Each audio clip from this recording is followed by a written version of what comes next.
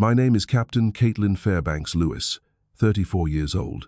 4 years ago, on the eve of Mother's Day, I was erased from my own bloodline. Not by enemy fire on the battlefield, but by a cold text my mother sent to the family group chat.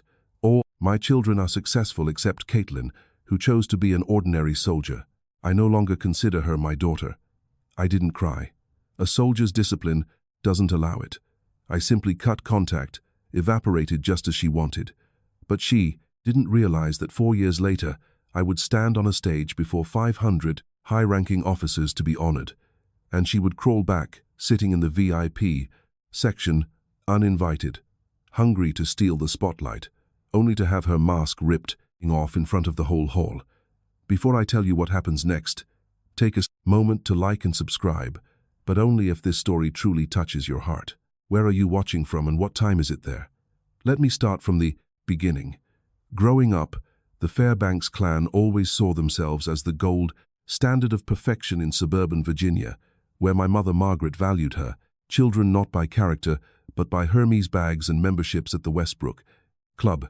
To the world outside our gated community, the Fairbanks name meant old, money, sharp suits, and clinical precision. My sister Victoria lived in a penthouse in Richmond, her days filled with overpriced champagne and the hollow click-clack of her heels on marble floors. She liked to show off her Rolex, its diamonds catching the light during charity galas where the air was thick with perfume and hypocrisy. Then there was Bradley. He drove his black Mercedes G-Wagon around D.C. like he owned the streets. His wife Carolyn in the passenger seat, clutching limited edition handbags that cost more than a veteran's yearly pension. They lived in an ecosystem of air conditioning, high-limit credit, cards, and staged smiles. I was the scratch on their polished surface. I didn't wear silk or carry Italian leather.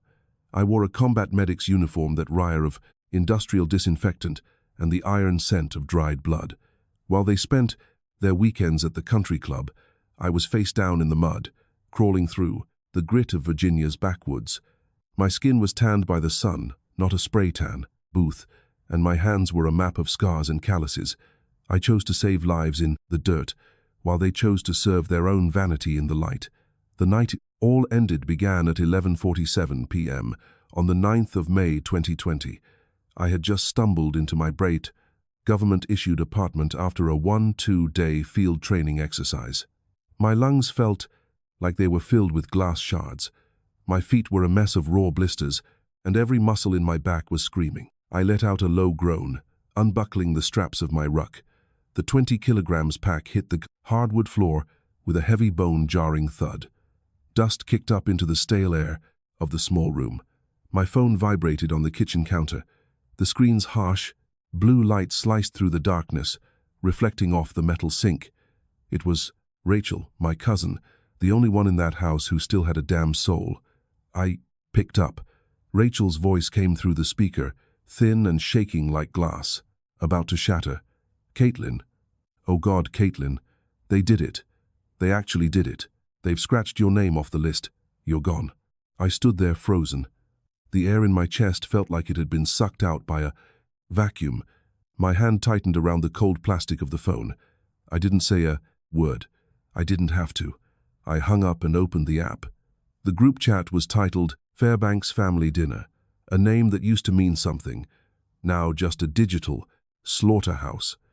At 8:32 p.m., Margaret, the woman who carried me for 9 months, only to treat me like a bad investment, had issued her decree. The words were, black on the screen, cold and final. No more daughter, no more Fairbanks. Victoria's response, a single heart emoji. No words, just a digital stamp of approval on my execution. Bradley was even worse. "Got it, Mom?" he'd replied. Short, obedient, a coward hiding behind his mother's skirt and his wife's bank account. Nobody asked why. Nobody stood up for the sister who spent her Christmas in a humid field hospital while they were unwrapping luxury watches. They threw me out of the clan like a crumpled, grease-stained receipt from a cheap diner. I sank onto the edge of my bed, the springs creaking under my weight. My eyes were glued to that screen. I read those sentences exactly 47 times. I didn't read them like a grieving daughter. I read them like an intel officer analyzing a hostile movement. I looked for a gap, a mistake, a sign of hesitation. There wasn't one. It was a clean kill. Hot tears burned the corners of my eyes, but I swallowed hard. I bit my inner cheek until I tasted the metallic tang of blood. A Fairbanks doesn't cry, and a soldier doesn't break. Not in front of the enemy. My thumb hovered over the buttons. A sharp, dry click echoed in the silent room as I took the screenshot. I didn't stop there. I walked over to my desk, grabbed my encrypted USB drive, and plugged it into the laptop. I moved that image into a hidden folder. That wasn't just a photo, it was ammunition. I didn't call Margaret to scream. I didn't send flowers or a long-winded apology letter begging for a seat at her precious table. I didn't give them the satisfaction of knowing I was bleeding. Instead, I reached over and hit the switch. Silence. Absolute tactical silence. When the enemy slams the door in your face, you don't knock until your knuckles bleed. You stay in the shadows. You dig your trench. You sharpen your blade. And you wait. I'm staring at the white medical tape wrapped around my knuckles. It's a habit, a tick. I peel it back slowly, revealing the jagged silvery line that runs across my thumb. Most people see a scar. I see the exact moment my mother decided I was dead to her. The betrayal that happened in that group chat wasn't a sudden strike. It was a slow-growing mold eating away at my family for years. The first real crack appeared back in the season, the summer of 2014. Back then, the air in Virginia was a wet blanket of heat and humidity. Margaret had it all mapped out. She'd spent months pulling strings and making calls to people who smelled like mothballs and old money. She'd secured me a pre-med scholarship at the University of Virginia, the prestigious UVA. She didn't want me to be a doctor to save people. She wanted a clone of Victoria. She wanted a daughter in a white coat sitting in a high-end plastic surgery clinic, a shiny tool she could brag about at the Westbrook Club over genonics. It's about the Fairbanks brand, Caitlin, she told me. Her voice is sharp as a scalpel. A doctor in the family is an asset. A soldier is just help. But that summer, I was at a civilian first aid training course in the hollows of the valley. That's where I met Marcus Jr.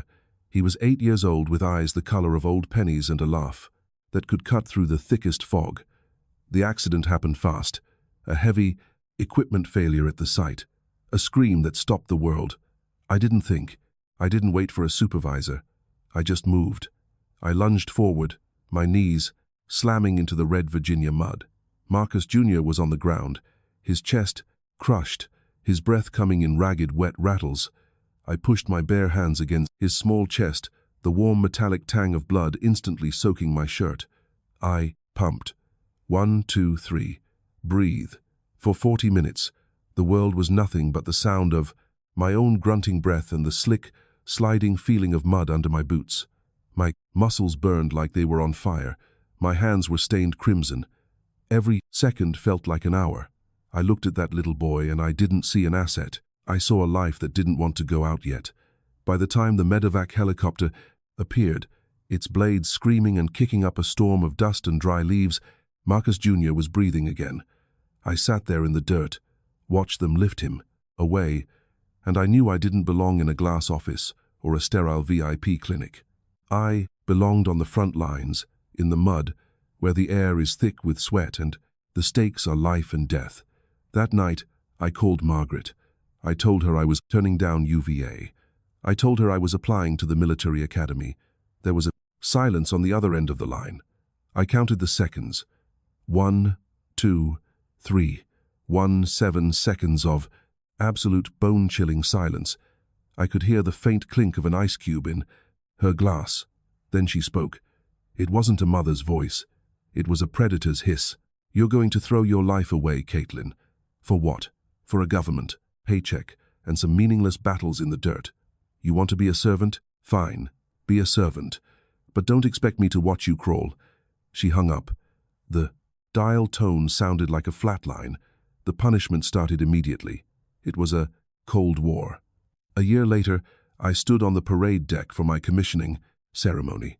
The sun was beating down, and the brass on my uniform was polished until it shone like gold. I looked at the row of chairs reserved for families, Victoria's seat empty, Bradley's empty. Margaret's a hollow, mocking space between a stranger's uncle and a potted plant. They didn't show. Not for the girl who saved an 8-year-old's life.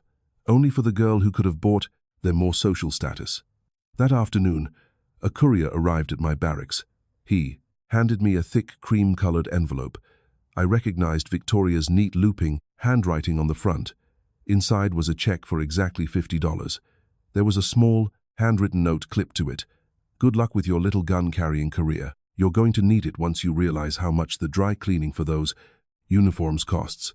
Don't call us. I stared at that check. $50. That was the price they put on my soul. That was the value of my choice to serve something bigger than a Fairbanks bank account. I didn't cry. I didn't even get mad. I just walked over to the trash can and let it go.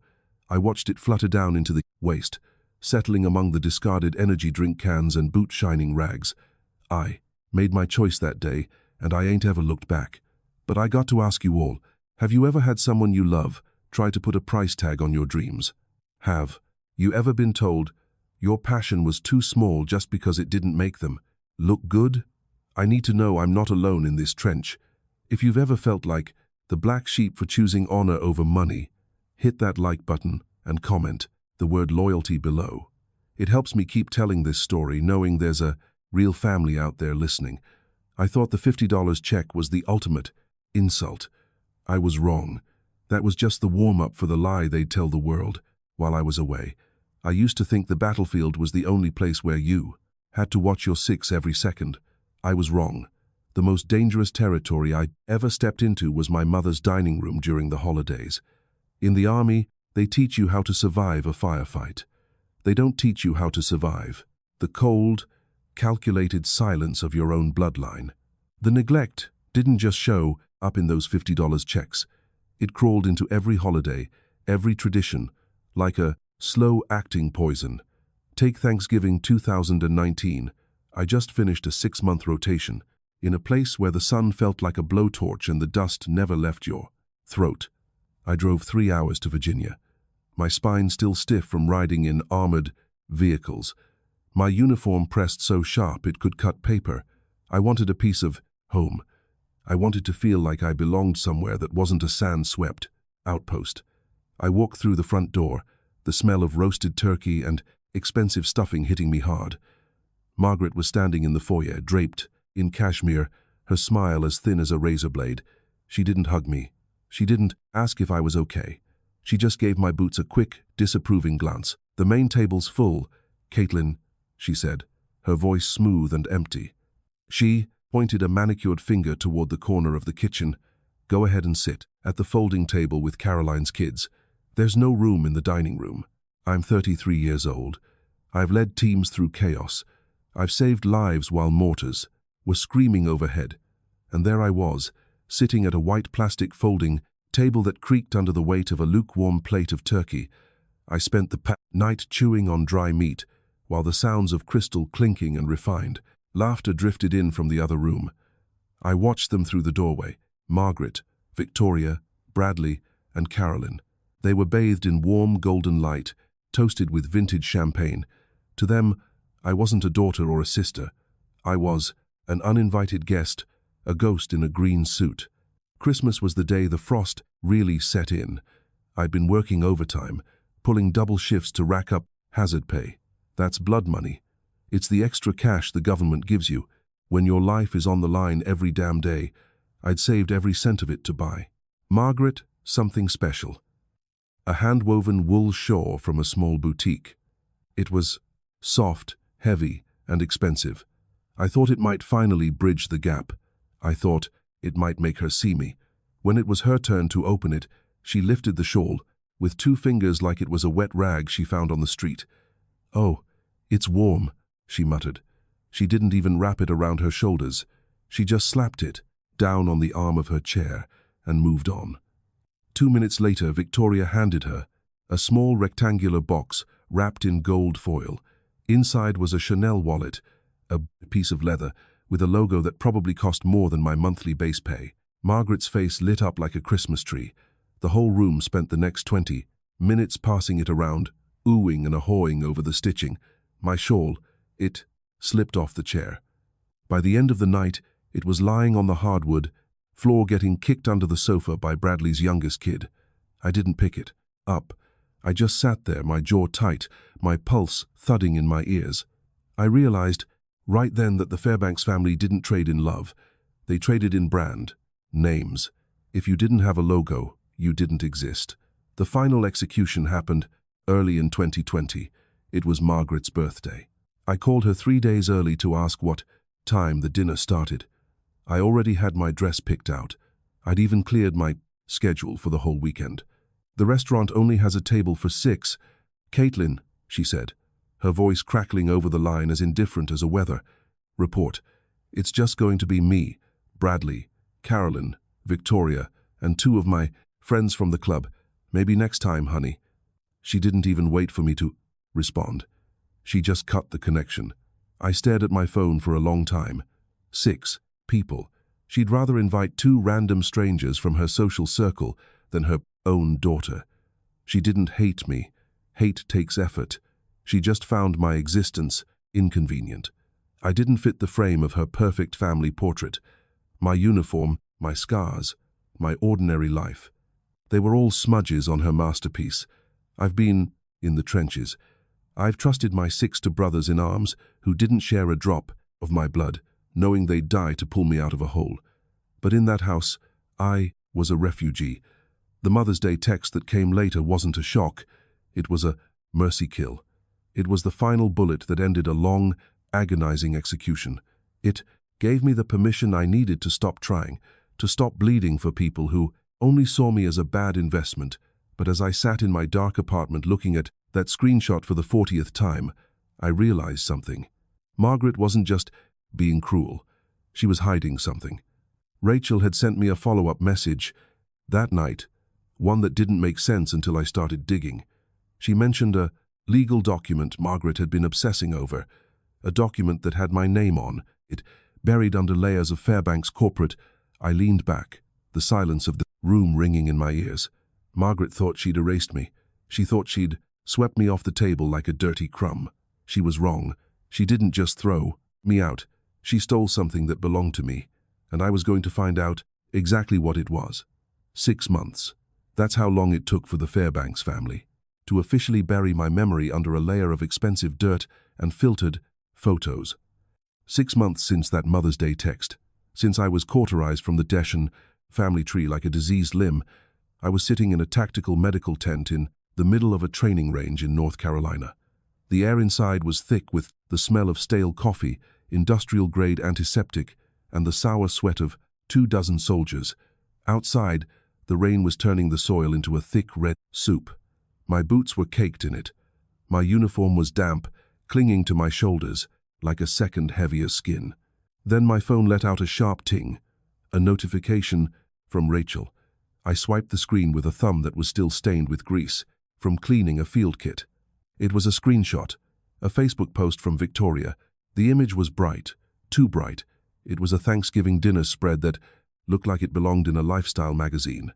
A mahogany table polished to a mirror shine, crystal glasses filled with deep red wine. Margaret was in the center, her pearls gleaming, flanked by Victoria and Bradley. They were all wearing those rehearsed, blindingly white smiles that didn't reach their eyes. The caption read, "So grateful for my wonderful family. Mom, you raised us so well. 3 of us, not 4. I stared at that last sentence. 3, not 4. It wasn't that they'd forgotten me. You forget a set of keys. You forget to pick up milk. This was intentional. This was a surgical strike. They were publicly announcing that I didn't exist. They were cropping me out of their history, 1 pixel at a time. A hollow laugh escaped my throat, lost in the roar of a transport truck passing outside the tent. The cruelty was impressive. Most people just stop calling. The Fairbanks, they hold a funeral for you while you're still breathing. But then the second part of Rachel's intel came through. "Caitlin, you ain't going to believe what Aunt Margaret is telling people at the Westbrook Club." The text read, "She's telling everyone you're a high-level military attaché stationed in Europe. Said, You're a strategic advisor for the Pentagon working in those high-security glass rooms in D.C. She's even showing off a fake photo of a woman in a suit at a gala, claiming it's you. I leaned back against a stack of olive-drab crates, the cold metal biting into my spine. The hypocrisy was thick enough to choke on. Margaret didn't hate me because I was a soldier. She hated me because of the kind of soldier I was. She couldn't brag about a daughter who spent her nights kneeling in the dirt, plugging shrapnel wounds with her bare hands. She couldn't show off a daughter who smelled like gunpowder and diesel. That version of me made her friends uncomfortable. It made her look like she'd failed to produce another polished asset. So she killed the real me. She invented a phantom, a diplomatic Caitlin who wore tailored blazers and attended embassy dinners. A ghost that served her vanity. She was using my service to buy social capital while throwing my actual life in the trash. I felt a coldness settle in my gut. It wasn't sadness. It was the kind of stillness you feel just before the countdown hits zero. I realized then that Margaret Fairbanks didn't just have a mean streak. She was a goddamn narcissist who viewed her children as nothing more than accessories. If the Chowbly Miley 2 hoodies of Ashen B Cell's accessory didn't match her outfit, she'd lie and say she was wearing something else. I looked at my hands. They were rough. The nails were short. There was a faint tremor of exhaustion in my fingers. This was my reality. It was hard and it was honest. And my mother found it unsightly. That was the moment I turned into stone. I stood up, my joints popping. I walked over to the edge of the tent and looked out at the rain. I pulled a burner phone from my pocket, the one I'd used to keep a window open to that old life. I didn't send a long, emotional email. I didn't call Bradley to ask how he could be such a coward. I didn't go to Victoria's page to defend my honor. Those were the actions of a victim. I was victim servant, a soldier, and soldiers understand the value of tactical silence. I went into my settings one by one. I blocked every single number associated with the name Fairbanks. I shut down my old social media accounts. I changed my primary phone number. I wiped my digital footprint until I was nothing but a shadow. I was going dark. I treated this like a deep cover deployment in hostile territory. If they wanted a family of 3, I'd give them exactly what they asked for. I'd be the ghost they created, but I'd be a ghost they could never reach. I wasn't. I'm going to beg for a seat at a table that was built on lies. I was going to build my own. As I packed my gear, throwing my medkit and my ruck into the back of my rugged, beat-up truck, I felt a strange sense of lightness. The ting-ting of the belly aside, the ting-ting of the poly SO, notifications was gone. The weight of their expectations had finally snapped. I drove away from that range, the tires of my truck splashing through the mud. I didn't look in the rearview mirror. I had no home to go back to in Richmond, no family waiting for me in the suburbs. But as the steel door of my old life slammed shut, I found myself driving toward a place I'd only visited once. A place where the air didn't smell like perfume or disinfectant. It was a small, quiet road in the foothills. A place with a simple wooden gate that was starting to peel. Margaret thought she'd erased me, but she forgot one thing about soldiers. We're real good at finding our way home, even when we have to build it from scratch, and I just found the coordinates for mine. The air at Webb Family Organics didn't smell like Richmond perfume or hospital bleach. It smelled like reality. Damp soil, curing hay, and the sharp, clean scent of crushed mint. It was autumn 2021. I was leading a small civil support medical team, providing health screenings for local farmers in the rural outskirts. After months of tactical ghosting, of living as a shadow without a last name, the farm felt like a decompression chamber. It was a place where things grew because you nurtured them, not because you bought them. That's where I met Marcus Lewis. He didn't walk like a civilian. He had that unmistakable straight-backed Marine posture that 20 years of service irons into your spine. His eyes were steady, the kind of eyes that had seen the worst of the world and decided to focus on something better. He wasn't planting landmines anymore. He was planting rows of organic kale and heirloom tomatoes. He moved with a quiet, deliberate economy of motion, his big hands working the soil with a tenderness that surprised me. By his side, was Lily. She was 5 years old, a tiny thing with messy pigtails and a gap-toothed grin that could probably stop a bullet. Marcus was raising her alone. Cancer had taken his wife a year prior. They were two broken pieces trying to hold each other together in a world that often felt too loud and too fast. They looked a lot like I felt, isolated, guarded, just trying to survive the day without stepping on a hidden emotional landmine. On the final afternoon of our mission, I found a moment of quiet under a massive gnarled oak tree at the edge of the property. The sun was dipping low, painting the Virginia sky in bruised purples and burnt oranges. I slumped against the rough bark and started unlacing my boots. My feet HD, my soul HD more. I was still carrying the weight of that family of 3 Facebook posts in my marrow. A shadow fell over me. I looked up. Marcus was standing there holding a small bundle wrapped in crinkled aluminum foil. He didn't ask if he could sit. He just dropped down onto the grass, have a slibrovok, comfortable distance away. Pie, he said. His voice was a low rumble like distant thunder over the mountains.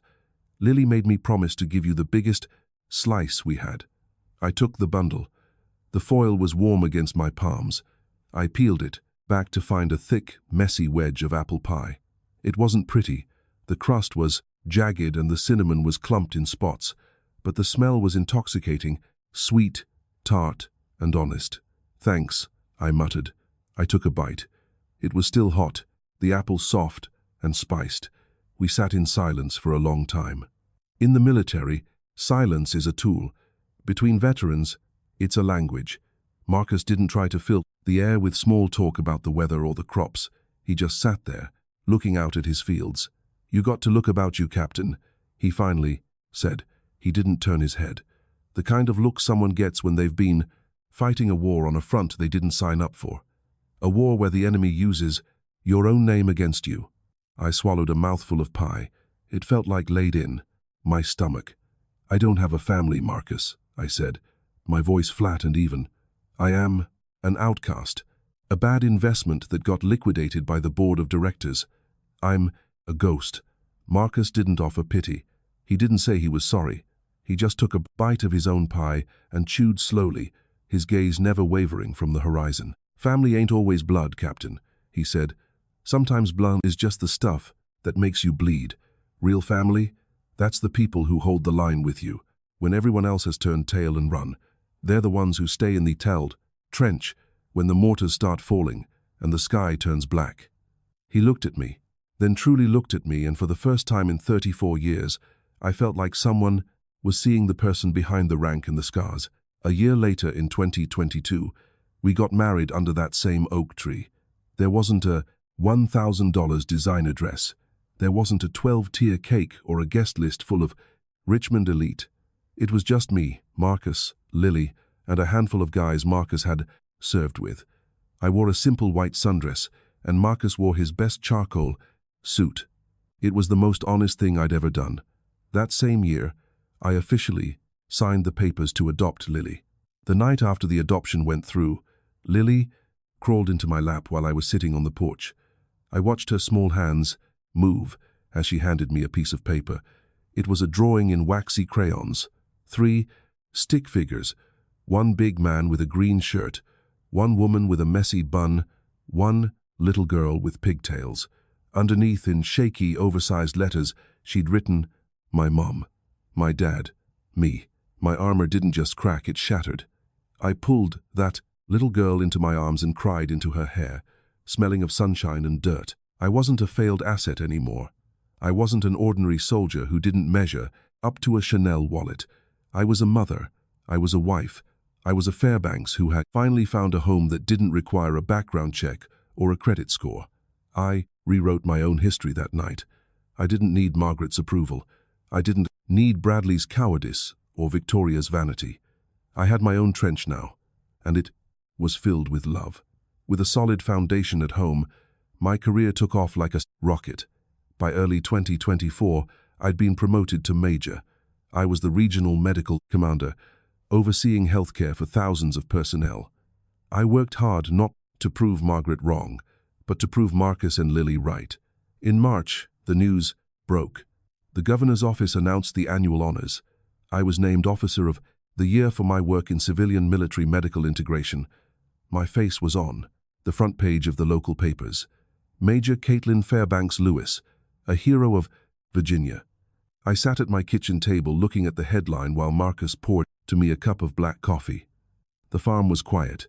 The sun was just starting to hit the barn. "You deserve it, honey," Marcus said, squeezing my shoulder with his big, calloused hand. I smiled. I felt whole. I felt safe. Then my phone buzzed on the table. It was an email notification. I didn't recognize the address, but I recognized the tone. The vultures had caught the scent of glory. The Fairbanks were done erasing me.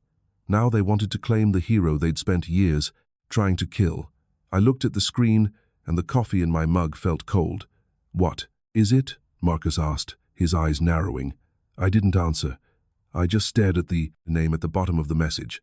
The war wasn't over. It was just moving to a new coordinate. The silence of the last 4 years didn't end with a bang. It ended with a ping in the middle of a Tuesday morning. I was sitting on my porch, the air smelling of damp pine and wood smoke, a cup of black coffee cooling in my hand. I looked down at the screen. An email, no subject line. Sender, Margaret Fairbanks. My stomach did a slow, nauseating roll. I didn't want to open it. I knew that name was a trigger for a landmine I'd spent years buried under. But a soldier doesn't ignore a threat. I tapped the screen. "Caitlin, dear, no need to apologize to me. Mother's Day is coming up soon, and it would be wonderful if the family gathered together. We missed you." I stared at the words until they blurred. No need to apologize. I felt a bitter laugh catch in my throat. She was acting like I'd just been away on a long vacation, like the text erasing me from the bloodline had never happened. No mention of the 4-year blackout. No mention of the 3, not 4 Facebook post. Just a clean tactical wipe of the past. 2 weeks later, my phone buzzed with an unknown number. Usually, I don't pick up, but something told me this was the second wave. "Caitlin, is that you?" It was Victoria. Her voice had that same sharp, fake sweet tone she used when she wanted a favor or a new pair of shoes. "Mom's been real sick lately. She's missing you so much, honey. We all are. Why haven't you called?" I didn't answer. I just looked out at the fields. I'd already checked the intel from Rachel. Just yesterday, Margaret had posted a photo of herself at a high-end spa in Richmond, wrapped in a white robe with a cucumber mask on her face, looking healthier than a thoroughbred. They weren't looking for a daughter. They were looking for a trophy. The local news had picked up the story of my Officer of the Year award. My face in full dress uniform was all over the Richmond Times. Dispatch. To the Fairbanks, I wasn't an ordinary soldier anymore. I was a major with a governor's award. I was a major with political capital. The proof came an OCR hour later. Rachel sent me a batch of screenshots from a new group chat, one I wasn't invited to. Margaret's messages were frantic, filled with exclamation points and greed. "Great news. Caitlin's being honored. We need to get there early and grab the VIP seats right at the front. Victoria, wear that red Valentino dress, the one with the deep cut. Bradley, bring Carolyn. This is our chance to show everyone the Fairbanks family always stands together." They were planning to hijack my ceremony. They wanted to sit in the front row, soaking up the camera flashes, pretending they were the ones who put those medals on my chest. They wanted to steal the glory of a woman they'd left for dead in the Shistagloria Basins, dirt 4 years ago. I felt the old familiar pressure building behind my eyes, my jaw ached from clenching it. There wasn't a single word about my actual life. Not a question about Marcus or Lily, just the VIP seats and the Valentino dress. I was a prop to them, a political accessory. I sat there for a long time, the cold coffee long forgotten. I wondered if I was losing my humanity by wanting to hit back, if I was just as cold as they were. A shadow fell over the porch. Marcus stepped out, leaning against the wooden railing. He didn't ask what was wrong. He just looked at the phone in my white-knuckled grip. "They're coming, ain't they?" he asked. His voice was steady, grounded. "They think they can just walk in," I said, my voice sounding like gravel. "They think they can sit in the front row and claim the last 4 years didn't happen. They want the stage." "Marcus, He walked over and placed a heavy, calloused hand on my shoulder. The warmth of it anchored me. You survived the war zone, Caitlin. You survived the mud and the shrapnel. You don't owe a damn thing to people who deserted you when the firing started. You don't owe them forgiveness, and you sure as hell don't owe him a seat. He was right. In the military, desertion is a crime. In a family, it's a death sentence. I looked back at the screen. I could have called the military police.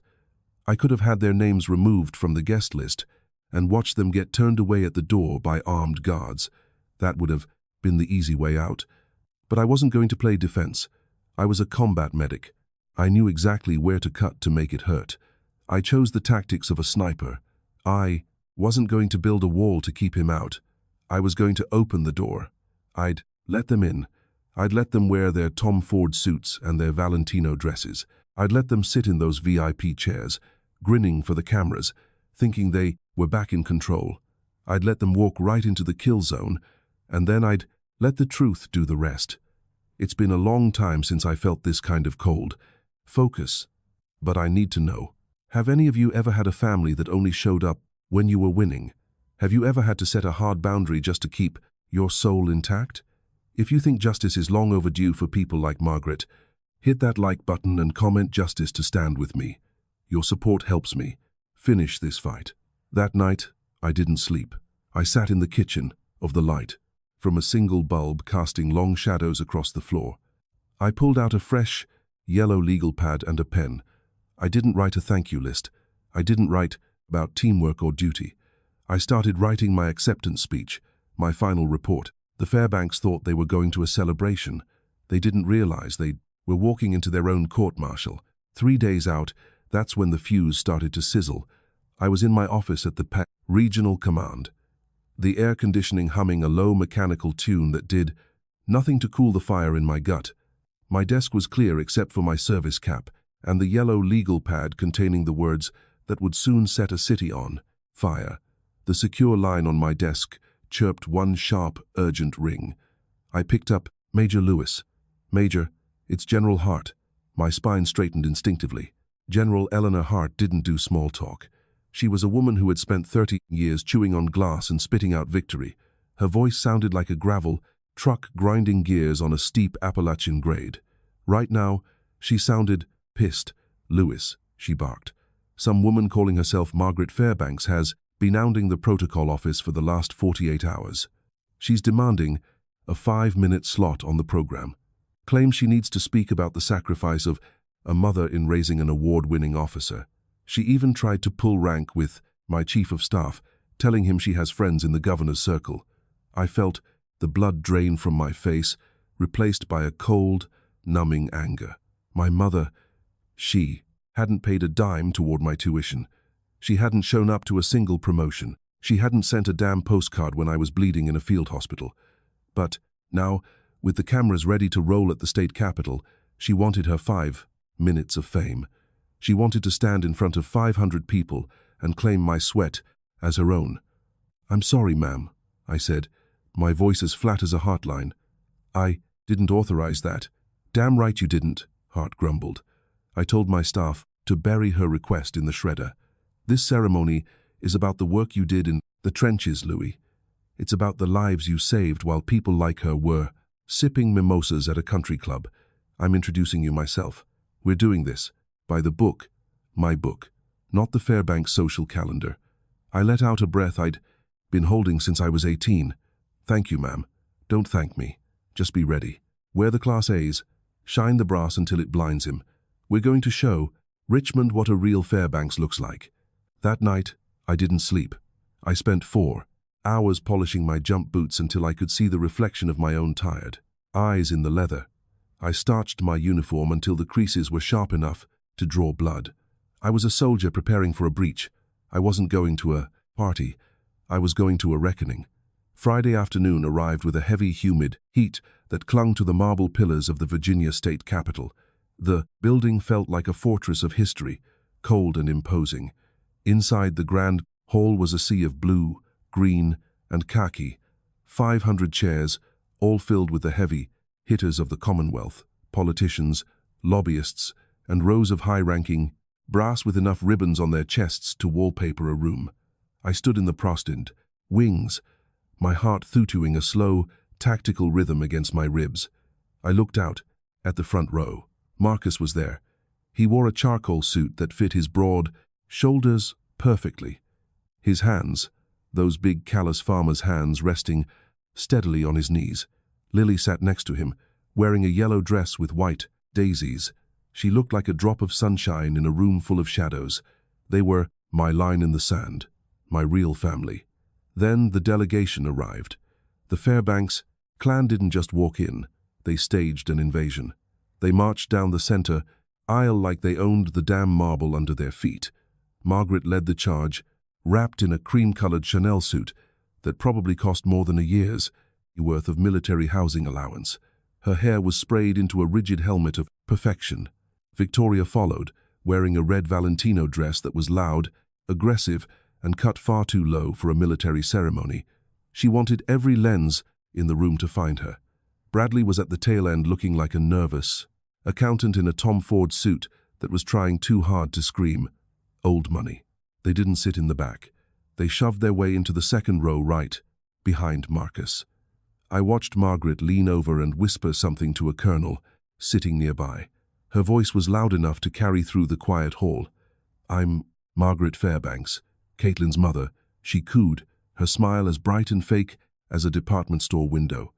"Everything that girl is today, she owes to the discipline I instilled in her. It's been such a long journey for us as a family." The colonel nodded politely, but I saw the way Marcus's jaw tightened. He didn't turn around.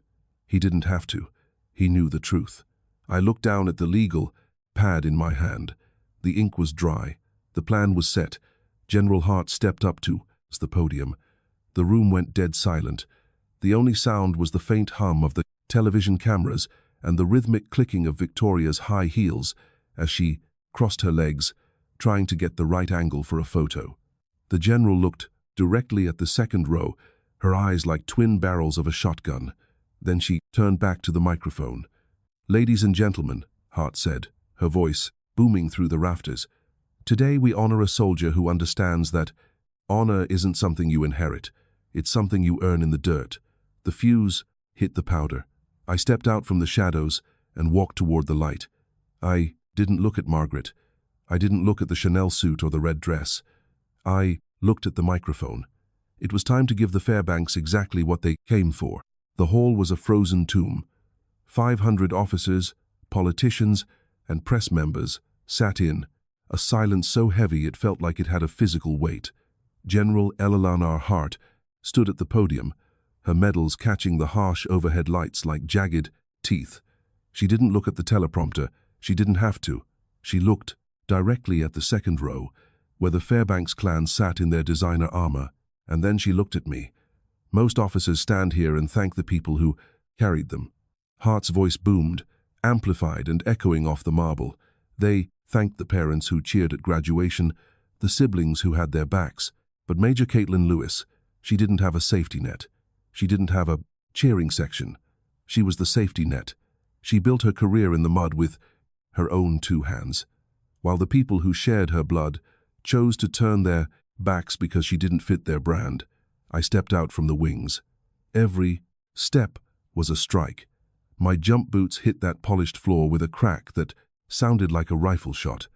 My Class A uniform was starched so stiff it felt like a suit of mail.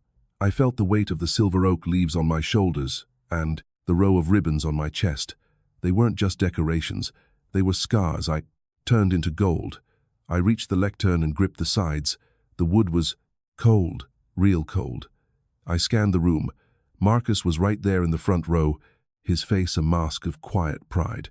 Lily was swinging her legs, her eyes wide. They were the only ones that mattered. Behind them, Margaret was leaning forward, her face stretched into a bright, predatory smile. She was already half standing, her hand on her pearls, ready to claim her share of the camera flashes. "Thank you, General," I said. My voice didn't shake, not a bit. It was the same voice I used to call in medevac while the world was blowing up around me. "I owe everything I am to the United States Army, to the soldiers who bled next to me, to the brothers. who never asked for a bank statement before they pulled me out of a hole. I paused. The air in the room seemed to thin out. And I owe it to my family, I continued, my gaze locking onto Marcus and Lily. To my husband, Marcus, a man who knows that loyalty ain't something you talk about, it's something you do. And to my daughter, Lily, you taught me that being a mother isn't about the blood in your veins. It's about the choice you make to stay when things get ugly. I stopped. I didn't mention the name Fairbanks.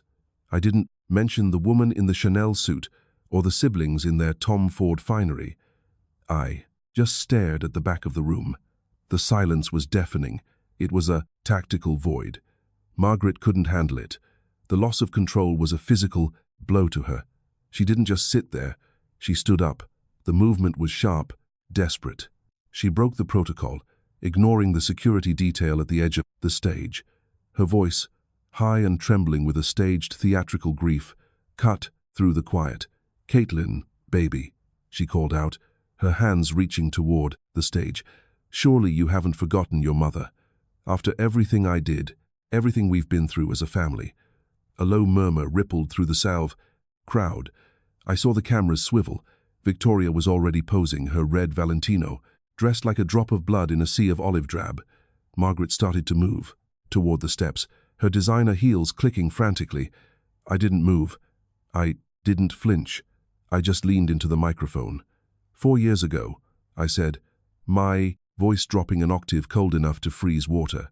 On the night before Mother's Day, I received a text. It's a message I've read exactly 47 times. I kept it as a reminder of what a Fairbanks really is. Margaret stopped mid-step. Her face turned the color of ash. The message read, "All my children are successful except Caitlin. She chose to be an ordinary soldier. I no longer consider her my daughter." Those were your words, Margaret. You didn't want the sober, ordinary soldier. You didn't want the mud. You didn't want the girl who didn't make your country club friends feel special. I looked down at her from the bee's dot height of that stage. I simply followed your orders. I stopped being your daughter that night. And now you don't get to be the mother of the officer of the year. You're just a stranger in an expensive suit who took a wrong turn. The hall went dead. You could have heard a pin drop on a feather. Margaret's mouth opened and closed, but no sound came out. She looked around, desperate for an ally, but all she saw was 500 pairs of eyes filled with a cold, professional disgust. She was a deserter, and this room knew how to treat those.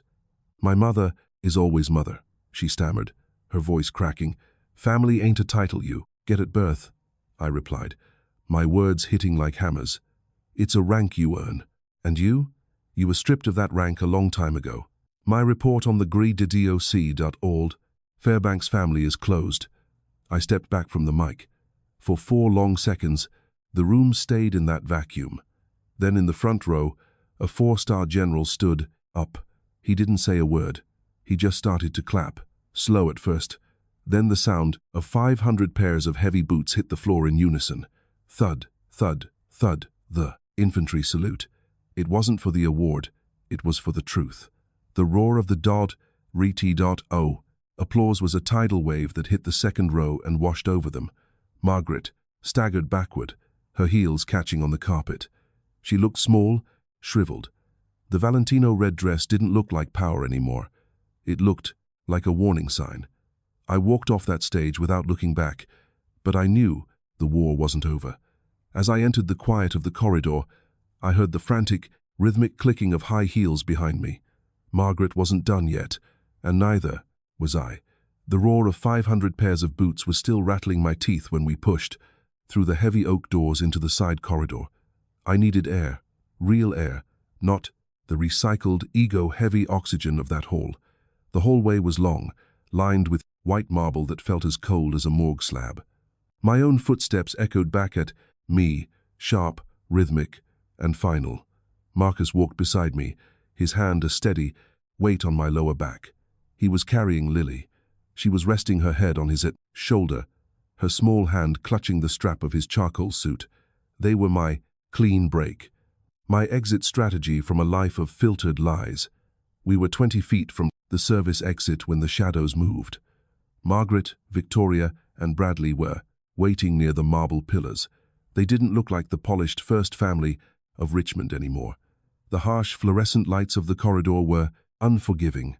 Margaret's cream-colored Chanel suit looked yellowed and her carefully sprayed hair was starting to wilt. Victoria stood to her left, her red dress looking like a fresh wound against the white walls.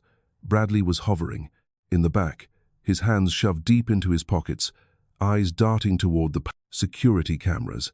The golden children looked like they'd just seen a ghost, and, in a way, they had Caitlin. Margaret's voice cracked, echoing off the high ceiling.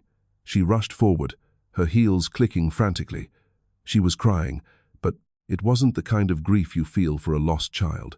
It was the frantic, messy panic of a woman whose social credit score had just hit 0. How could you do that in front of everyone? You humiliated me. You humiliated your brother and sister. I stopped. I didn't reach for my holster, but I felt my body shift into a combat stance. Back straight, chin down, eyes locked on the primary threat. I didn't do anything, Margaret, I said. My voice was low, vibrating in the narrow space. I just told the truth.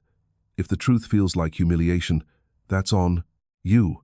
You built the stage. I just delivered the lines you wrote. It was misinterpreted. She shrieked, her face turning a blotchy, uneven red. Her expensive eyeliner was smudging, leaving dark streaks like oil spills on her cheeks. That text, it was a private moment of frustration. Every mother says things she doesn't mean. You took it out of context to hurt me. I didn't argue. I didn't raise my voice.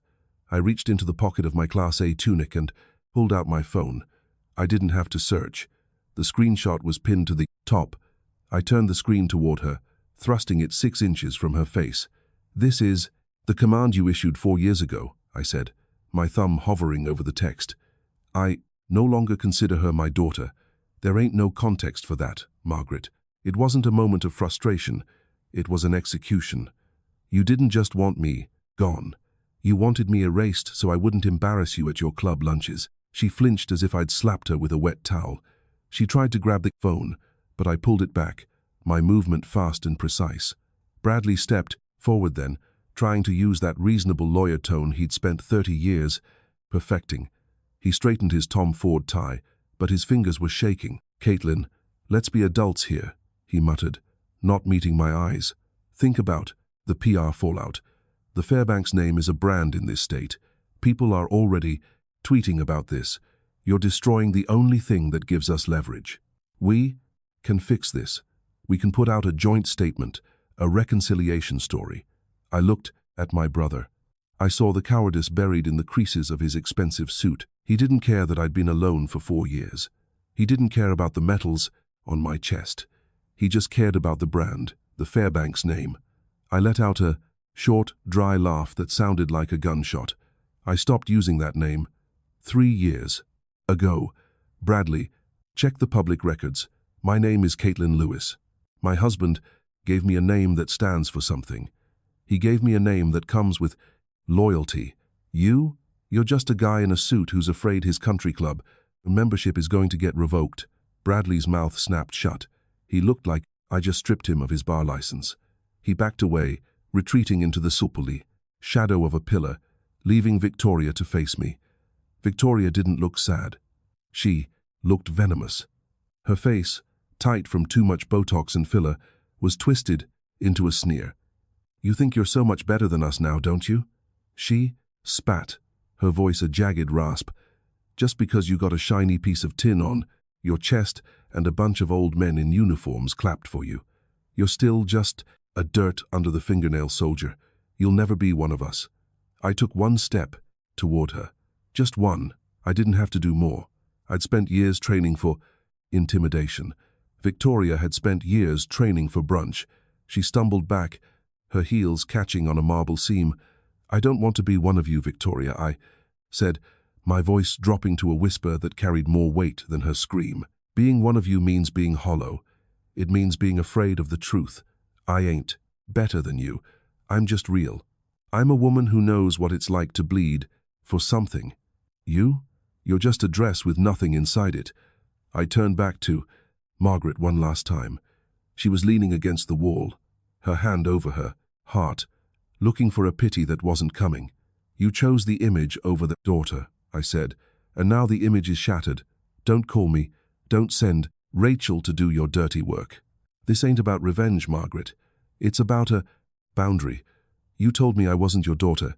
I'm finally agreeing with you." I didn't wait for her to respond.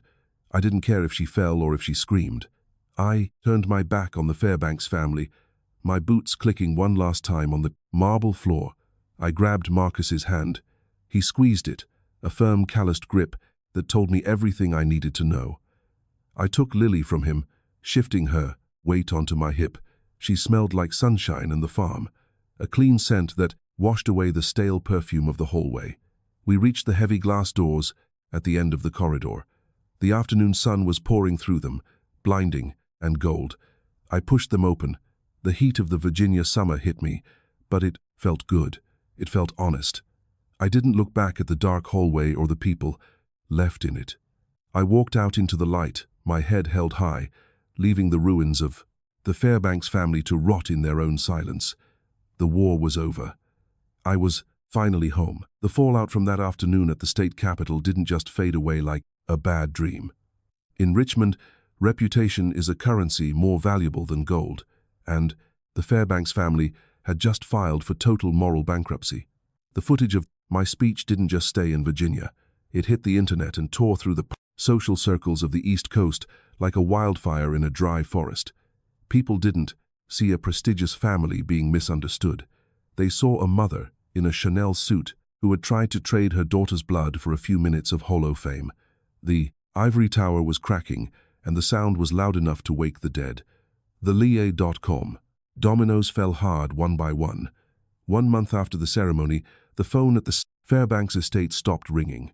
The invitations to the gala season never arrived. Margaret was asked to step down from the board of the Westbrook Club. They didn't want the nasty publicity of a woman who'd publicly disowned a war hero. I heard from Rachel that Margaret tried to fight it, screaming about her legacy while the silver rattled on the fine china. But the elite of Richmond are vultures. Once they smell a carcass, they don't help. They just finished the job. They scrubbed her name from the committees before the weekend was over. Victoria's medical practice took a direct hit too. Her Yelp page was flooded with 1-star reviews from people who didn't even know her, but they knew exactly what she was. A fake, a woman who valued Botox over brotherhood. She ended up locking her social media accounts and hiding behind the tinted windows of her SUV, terrified of a camera lens. Bradley, he was the quietest casualty. He was quietly removed from the high-profile litigation teams at his firm. No, one wanted a golden boy lawyer who couldn't even stand up to his own mother. They were trapped in the very cage of vanity they'd spent 30 years building. 1 year passed. Autumn in the foothills is a different kind of season. It's a time of harvest, of hard work, and the smell of wood smoke mixed with damp earth. I was sitting on the Webb farmhouse porch, the morning air crisp enough to make my lungs feel sharp and clean. I had a heavy ceramic mug of black coffee in my hand. No sugar, no cream, just the way Marcus makes it. The weight of the mug was comforting, a solid thing in a world that used to be made of smoke and mirrors. The mailman's beat-up truck rattled down the gravel driveway, leaving a plume of red dust behind. He dropped a single envelope in the box and drove away. I didn't get much mail here. Most of my life was digital or military. I walked down to the gate, my boots crunching on the gravel, and pulled out the envelope. It was heavy cream-colored paper. The handwriting was unmistakable. It was Margaret's elegant looping script, the kind she used to write out dinner, menus for guests she didn't even like. I sat back down on the porch and tore it open. There was no Caitlin Deer this time, no demands for an apology. The letter was short and the ink was blurred in places. For the first time in my life, Margaret Fairbanks sounded worn thin, like an old rug that had been beaten against a wall one too many times. She wrote about the silence in the big house in Richmond. She wrote about how Bradley didn't visit anymore and how Victoria was obsessed with her own crumbling image. She sounded broken. She admitted she was afraid. She said she'd spent her whole life following a script of what a perfect family should look like, and that my choice to be a soldier had been a smudge on her masterpiece. She didn't ask for forgiveness. She wasn't that brave, but she admitted she'd failed. She'd lost her daughter because she couldn't stand the sight of dirt under my fingernails. I finished the letter and looked out over the cornfields. The stalks were golden, swaying in the wind. I didn't feel a surge of joy. I didn't feel the need to laugh at her misery. I just felt a profound, hollow emptiness. I analyzed that letter the same way I analyzed a patient's chart or a battle report. Margaret's love was never a gift. It was a business contract. I was an asset she'd invested in. And when I didn't pay the interest in social prestige, she'd liquidated the debt. The betrayal wasn't about me being ordinary. It was about her being bankrupt of a soul. I didn't reach for a pen. I didn't look for a stamp. I didn't owe her a response, not even a rest in peace. I walked over to the old metal trash can at the edge of the porch, the one we used for burning scrap paper. I dropped the letter inside and struck a match. I watched the flame take hold, the cream-colored paper curling and blackening, the elegant handwriting vanishing into grey ash. A soldier has no business going back onto a dead battlefield to bandage the people who try to shoot them in the back. A boundary, a real tactical boundary, isn't a wall you build out of anger. It's a steel door that you have the only key to. You don't have to hate the person on the other side. You just have to decide that they no longer have the coordinates to your heart. Marcus walked out of the barn then, his boots caked in mud, a tired but honest smile on his face. He had Lily on his shoulders. She was wearing a tiny pair of overalls, her hair a mess of tangles and hay. They were laughing about a goat that had tried to eat Marcus's hat. "Everything okay, honey?" Marcus asked, stopping at the bottom of the steps. I looked at them, the real family, the one I didn't inherit, but the one I'd earned with every choice I made. "Everything's perfect," I said, and I meant it. I stood up, my back straight, my shoulders square. I wasn't just a Fairbanks who got lucky. I am Major Caitlin Lewis. I am a wife, I am a mother, and I am finally truly out of range. This is the end of my journey, but I know many of you are still in the trenches with your own Fairbanks families. If this story gave you the strength to close your own steel door, I want to hear from you. Comment freedom below and share one boundary you've set for your own peace. Your courage is the only legacy that matters.